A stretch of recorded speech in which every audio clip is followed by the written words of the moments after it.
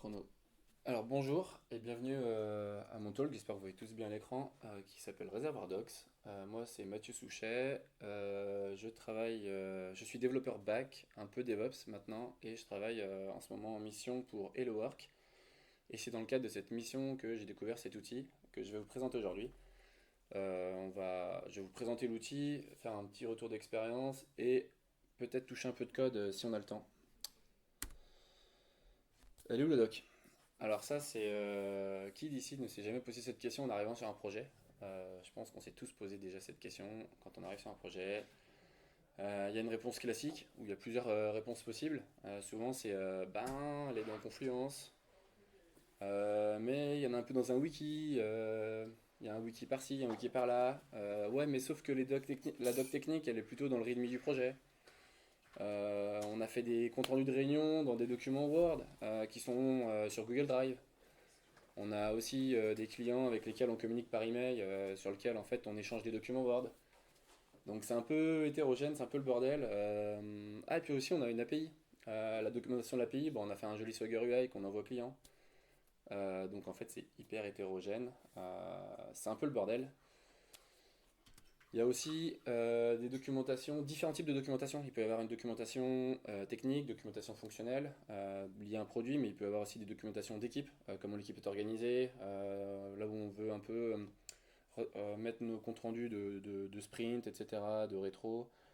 Donc c'est pas simple à doc, et c'est souvent à plein d'endroits, un peu éclaté, sur des technos du coup, toutes différentes aussi les unes des autres. Alors, on a tout un tas de raisons pour arriver dans ces cas-là. Il y a aussi le dernier cas que j'ai pas évoqué, c'est bah en fait il n'y en a pas, parce qu'on n'a pas le temps. Voilà. Enfin bref, du coup voilà, pas le temps. Ça n'intéressera personne. C'est ennuyeux à faire, du coup bah je prends pas de plaisir à le faire. Donc du coup je fais semblant de le faire, c'est pas bien fait. Et au final, ben en fait, y a personne qui va la lire parce qu'en fait la doc elle est pas enfin, elle est pas pertinente. Il y a une autre excuse, c'est je ferai ça plus tard. Notre PO, il veut qu'on avance sur les features, alors du coup, la doc, ben, promis, on la fera. Promis, mais ça sera plus tard. Bon, voilà, il y a pas mal d'excuses. Alors, moi, effectivement, il y a 2 ans, j'avais déjà fait un talk sur le Max Camp ouais, 2021, c'est ça, sur la doc. Mais en fait, rassurez-vous, je suis pas PO, je suis bien codeur, même si je suis un peu chiant avec mes talks sur la doc. J'en parle souvent, mais pourquoi? Parce qu'en fait, la doc, c'est important. J'aime bien en fait la phrase qui dit qu'un bon développeur, c'est celui qui se fait facilement remplacer, qui ne se rend pas indispensable en tout cas, et en plus, c'est encore plus vrai pour les prestataires comme nous. Enfin, comme nous. Principalement, là, chez MaxDS, on est des prestataires. Donc, on arrive sur un projet chez un client, on peut faire un super produit, etc. Mais au bout d'un moment, on va partir chez un autre client, il y a un nouveau développeur qui va arriver pour nous remplacer, il va reprendre le projet, il va se dire, mais elle est où le doc? Puis s'il n'y a pas de doc, bah, il va nous maudire. Et on n'a pas envie d'être maudit parce qu'on n'a pas envie qu'on pense du mal de nous. Donc voilà, c'est pour ça que je suis un peu lobbyiste de tout ce qui est un peu solution as code, doc as code, slide as code. Ça, c'est toutes les slides que vous allez voir là, c'est du code aussi. Parce que en tant que développeur, eh ben, en fait, j'essaye de faire en sorte de travailler mes docs, mes slides et tout sur des outils avec lesquels je suis à l'aise. Et en fait, ça m'embête de faire du Word, du Confluence, des choses comme ça. L'outil que je vais vous présenter aujourd'hui, c'est Docusaurus. Donc j'ai découvert ça chez HelloWork. Là, c'est l'encart qu'on voit quand on arrive sur la page de Docusaurus, sur la page d'accueil. La promesse, un peu, c'est construisez rapidement des sites web optimisés, concentrez-vous sur le contenu et pas sur la forme. Docusaurus a été créé par Facebook en 2018, c'est assez récent. C'est un outil open source qui permet la création de documentation à partir de Markdown. En gros, la promesse est qu'on va se contenter d'écrire des fichiers Markdown comme on pourrait le faire dans un README. Donc je pense que les développeurs sont tous à l'aise avec le Markdown, normalement. Et donc l'idée en fait c'est que voilà, ces Markdown, on va les mettre dans cette solution-là et cette solution-là va s'occuper de nous rendre bien ça et de rajouter plein de features par-dessus. Le mieux c'est que je vous présente ça en cliquant ici, ça va s'ouvrir.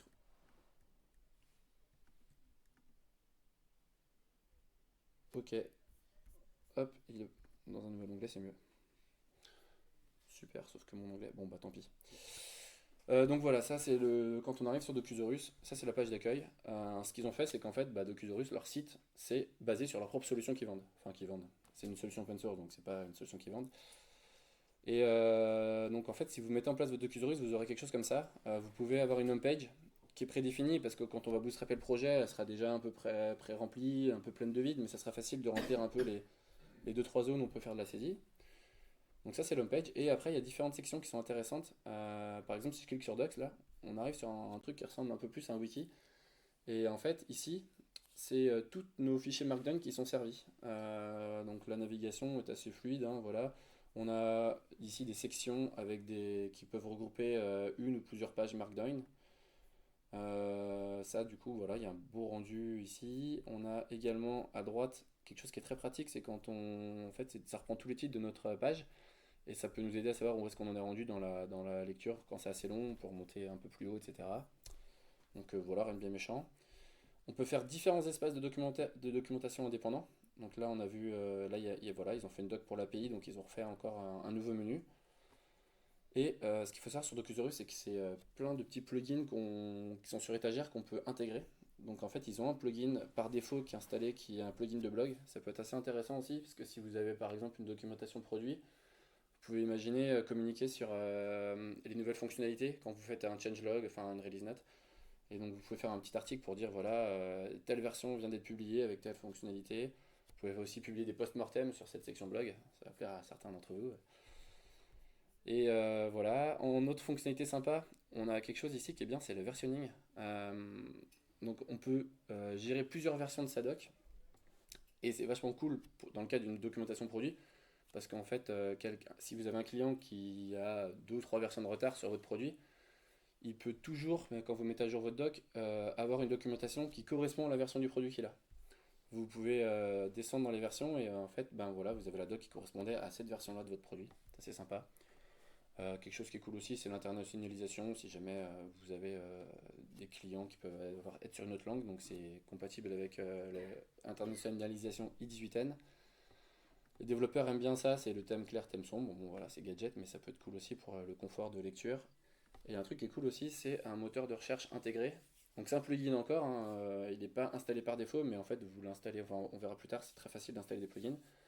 Là dans le cas là, c'est un moteur de recherche Algolia. Ce qui se passe, c'est qu'en fait, quand vous allez intégrer ce plugin, au moment où vous allez builder votre Docusaurus, on verra la techno derrière, comment c'est buildé tout, mais il va générer un index, et donc c'est totalement un index qui est généré autant au build et pas au runtime. Et donc au runtime, vous vous contentez juste de taper sur cet index, donc c'est assez performant. Et donc si je fais, je sais pas, image, etc., on a tous nos résultats sont classés par rapport à la section dans laquelle ils sont, avec un aperçu, etc. Enfin voilà, c'est assez simple de retrouver très rapidement quand on a tout un tas de pages de doc. Il suffit que vous connaissiez un peu le mot-clé du paragraphe ou de ce que vous cherchez et vous ne perdez pas de temps à la recherche pour arriver vite fait sur là où vous êtes intéressé, quoi.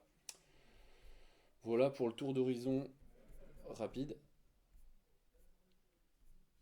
Donc, hop, désolé, vu que j'ai merdé mon ouverture, voilà, je reviens ici.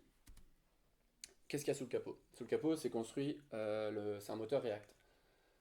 Voilà, ça génère en fait une single page application avec React.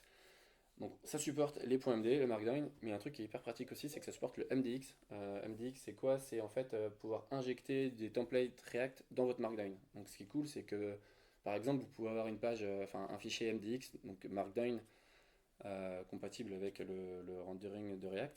Et en fait, vous pouvez injecter des composants dans votre Markdown. Moi, je l'ai fait par exemple pour le work. Par exemple, j'ai fait un schéma d'architecture en schéma ASCODE. Donc, c'est un gros bloc plan HTML ou Mermaid, je sais plus. Et j'avais besoin de réutiliser ce schéma dans une autre page. Et en fait, je voulais pas dupliquer tout le code de génération de mon schéma. Donc, ce qui fait que je l'ai mis dans un MDX. Et en fait, j'ai juste intégré avec une ligne mon composant dans mes différentes pages de documentation où j'avais besoin d'inclure ce schéma. Et ben voilà, ça permet de faire de la factorisation de code de documentation. Puis voilà, pour ceux qui veulent faire des trucs un peu plus succerie avec React, moi c'est pas trop mon cas, mais voilà, sachez qu'on peut injecter des composants React dans le Markdown grâce à Docusaurus. Ça peut être cool. Les features, je repasse vite fait dessus. Donc on peut créer ses propres composants également, comme dans n'importe quelle appli React. les injecter dans le Markdown. C'est entièrement modulable via des plugins. Donc en fait, on va voir pour l'installation, c'est une ligne de commande. Il vous fait un bootstrap avec les choses les plus communes.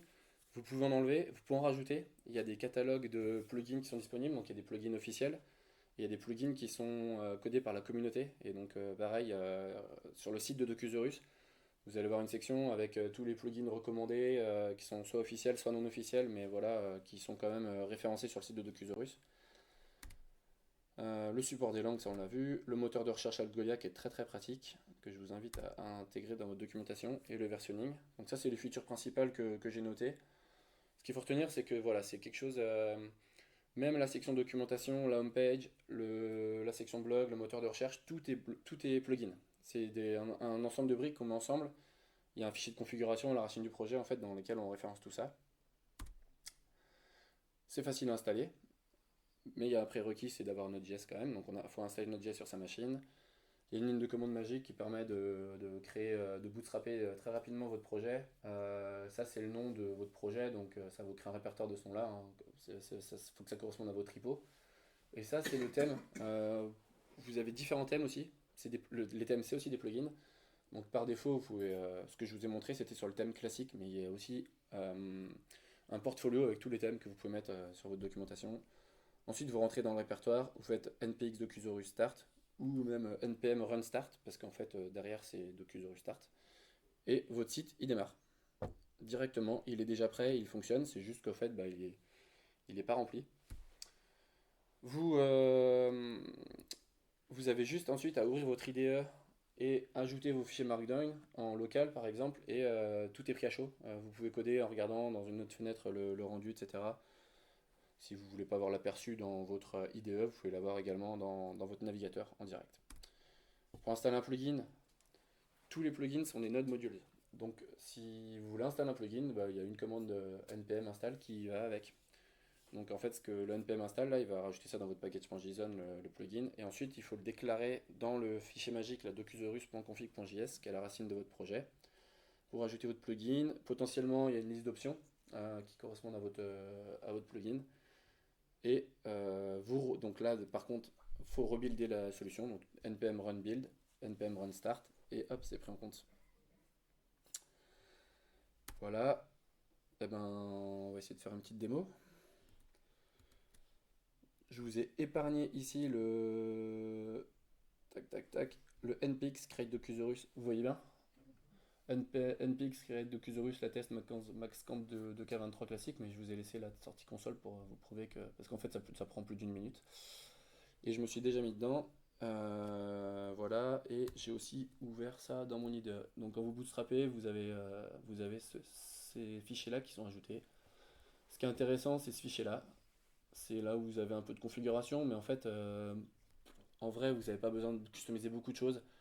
L'idée, c'est un peu comme les frameworks Spring Boot et beaucoup de frameworks aujourd'hui, c'est conversion over configuration. C'est que par défaut, vous avez une configuration qui fonctionne. C'est vraiment si elle vous convient pas qu'il faut la modifier, mais en vrai, vous n'avez pas besoin de modifier beaucoup de choses. Ça sera plutôt ajouter des plugins ou en enlever, mais voilà, il y a beaucoup d'histoires de style, etc. là. Donc le package.json, package.lock et tout ça, je passe, c'est du npm. Le readme, bon bah c'est classique. Sidebar.js, alors ça vous permet de customiser votre sidebar à gauche. Mais en vrai, par défaut, elle est auto-generated. Et en fait, ça veut dire que dans le répertoire docs, si vous créez des répertoires ici, ils seront considérés comme des sections et les fichiers Markdown que vous mettez dedans sont considérés comme des pages de cette section. Et c'est un paramétrage qui est très bien. Mais si vous avez besoin de faire des sucreries, bah, vous décommentez là, et puis voilà, vous mettre un exemple de comment vous pouvez customiser ça. Voilà. Alors là par exemple, si je lance la solution npm run start, donc hop, il build, il m'ouvre une page, ouais c'est bon, on la voit. Il me l'ouvre en avance de phase, mais il continue de la builder, c'est pour ça qu'elle n'est pas affichée instantanément. Et voilà, quand vous bootstrappez, vous avez ça, c'est le point de départ. Avec deux sections. Par défaut, il nous a mis le plugin blog et le plugin doc. Donc doc, ben voilà, le point d'entrée, ils ont appelé ça tutoriel, mais on peut renommer tout ça. Et on avait on retrouve ici nos deux répertoires qu'on avait dans notre répertoire .docs. Donc ça c'est cool. Donc vous voyez qu'ici en fait voilà, vous avez juste en fait à vous contenter de mettre vos documentations dans ce répertoire là. Bon voilà, et puis vos articles de blog dans blog, mais il n'y a pas grand chose en fait. Là les SRC c'est des sources React pour la homepage, pour gérer le footer, les menus, etc. Mais en vrai, peut-être vous n'avez pas besoin d'y aller dedans. Donc là voilà, des articles de blog, je ferme. Et en fait, si vous écrivez un nouveau fichier ici, je vais faire un maxcamp.md. Hop, je rajoute un petit titre quand même.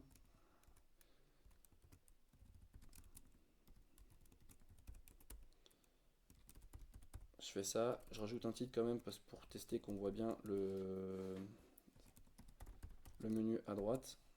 J'enregistre, je retourne sur ma fenêtre. Je ne suis pas sur ma fenêtre, super. J'ai perdu ma fenêtre. Pourquoi je vois pas ma fenêtre? Hop.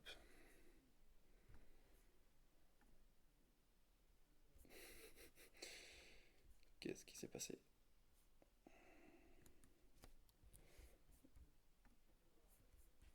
Eh ben dis donc.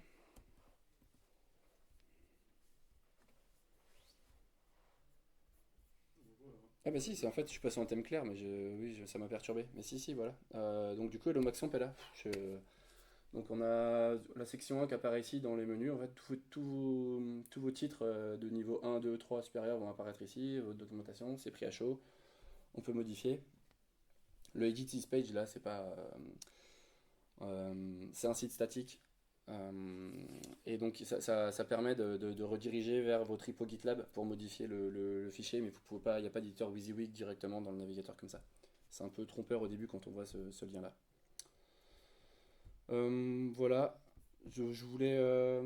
ça fait 17 minutes. Ouais, je vais peut-être pas avoir le temps. Je voulais sinon faire l'intégration du moteur de recherche. Mais en vrai, on l'a testé sur le site de Docusaurus, donc on va pas le faire, on va pas le refaire. Et donc ici, je vais quitter ça et je vais essayer de retrouver mon autre fenêtre. Réservoir Docs, tac, c'est reparti. Ça fait 17 minutes. Alors pour qui, pourquoi Docusaurus, vous l'avez vu, c'est un peu quand même technique. C'est basé sur du code, c'est de la documentation as code. C'est pas forcément adapté à tous les publics du coup. Potentiellement, si vous avez des gens qui sont pas à l'aise avec Git, avec Markdown, avec la rédaction dans un éditeur de texte ou un IDE aussi bien soit-il, et qui sont habitués avec Word, avec Confluence, effectivement, ce public-là, ça va être dur d'aller le capter. Mais pour les équipes techniques, c'est très adapté. Et pas forcément que pour des docs techniques, en fait, vu qu'on a un site web institutionnel que vous pouvez même ouvrir sur Internet, nous par exemple chez Work, on l'utilise pour faire de la documentation d'API également. En fait, on inclut cette section Docusaurus dans le code de l'API, qui est du coup, quand on déploie l'API, on a une section documentation qui est accessible et qui documente notre API. Il y a des plugins qui sont trop cool, c'est des plugins qui permettent de se baser sur votre spec d'API, donc OpenAPI, et qui permettent de générer un peu comme Swagger UI, mais encore plus joli, tout votre doc d'API avec les contraintes sur chaque champ, etc., avec des exemples. Et vous pouvez même lancer des appels curl, etc. Et ça, c'est assez pratique. Donc, vos données restent dans votre instance GIS, ça c'est aussi un truc qui est intéressant. Quand vous utilisez Confluence en SaaS par exemple, si vous voulez mettre dans votre documentation des données sensibles qui sont des données business, des chiffres, des trucs que vous ne voulez pas forcément que ça fuite à l'extérieur, eh ben avec Docusaurus, elles seront sur votre instance GIS. Donc si vous avez un Git on-prem par exemple, vos données restent chez vous. Et alors que sur Confluence, elles sont sur un serveur US. C'est une solution technique, oui, mais pour tout type de documentation. Vous pouvez très bien imaginer aussi des documentations fonctionnelles, hein, c'est juste du Markdown. Quelques promesses maintenant du produit. Donc voilà, rédiger de la doc dans votre IDE favori. Pour les codeurs, c'est cool de ne pas avoir à aller dans Confluence, à apprendre toute l'organisation, l'IHM de Confluence. Vous êtes dans votre IDE pour coder, vous êtes dans votre IDE pour votre doc. Votre doc, vous la codez en fait finalement. Il y a la puissance de Git également.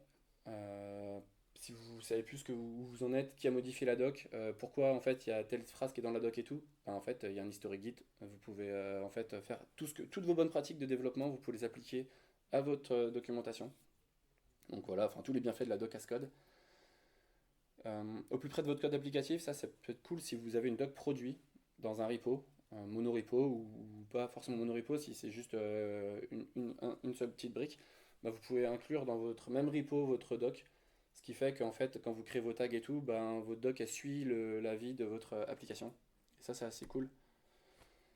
C'est déployé rapidement, c'est une installation rapide, on l'a vu en deux trois lignes de commande.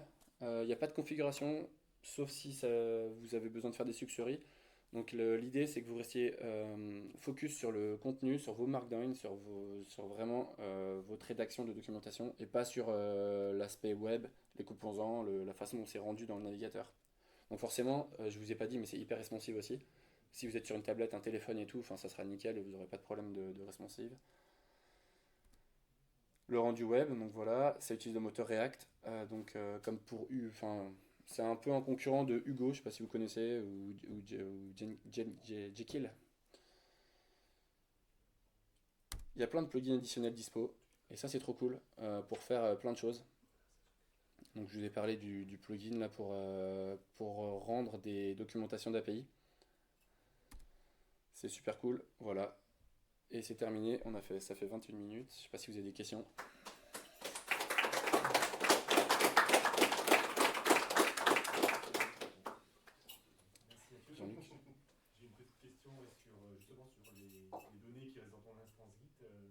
Par rapport à l'indexation, il me semble qu'Algolia c'est du SaaS.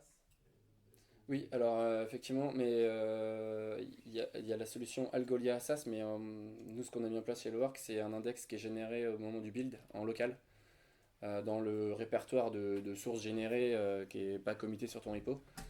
Donc c'est au moment de ton npm build que tu vas avoir, le npm va être un peu plus long parce qu'il va tout indexer dans des fichiers et ta moteur de recherche ne tape que dans cet index-là. Et Algolia, ça fonctionne? Enfin, cette partie?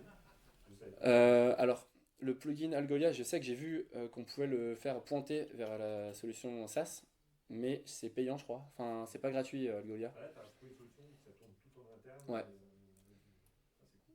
oui, effectivement, il y a plusieurs moyens de gérer ton index de recherche. Il n'y a pas que la solution externe. Et chez Lowork, on est sur une solution sur un index local. J'ai une deuxième question. Oui. Les versions, le versionning, ça reprend les tags guide sur le repo ou c'est autre Ah, chose? ça, c'est quelque chose que j'ai pas expérimenté chez Lowork. Je sais pas s'il y a moyen de corréler ça avec les tags sur ton repo, mais même si c'était le cas, il faudrait que ça serait pertinent que si ta doc est au même endroit que le code que tu Ouais, documentes. quand même. Ouais. Si tu as une doc externalisée dans un repo documentation et que ton produit il est dans un repo juste à côté, de toute manière ça servira à rien. Ah oui, t'as deux cas. Donc du coup effectivement tu as peut-être l'effort intellectuel de devoir faire corréler les deux en parallèle, mais en tout cas pour ton client c'est cool parce que lui quand il va aller dans la combo box choisir 2.3.0, il est sûr qu'il aura la doc qui correspond à sa version 2.3.0 en face. Donc nous chez Hellowork on a différentes documentations de Cusorus. En général on en a une par équipe en fait, on a des groupes GitLab par équipe et avec toutes nos applis de cette équipe dans ce groupe-là. Donc, on a un projet à côté de toutes ces applications qui s'appelle documentation. Là, on sait que c'est la documentation de l'équipe. Il peut y avoir des pointeurs après vers les différentes documentations techniques. Et on a aussi dans des projets, des applications, une doc intégrée avec l'appli qui est de la documentation technique de cette appli. Vu que c'est facile à bootstrapper, on peut en faire on peut faire rapidement plusieurs projets de Cusorus en fonction de ce qu'on veut adresser. On va devoir couper pour les questions. Merci. Merci.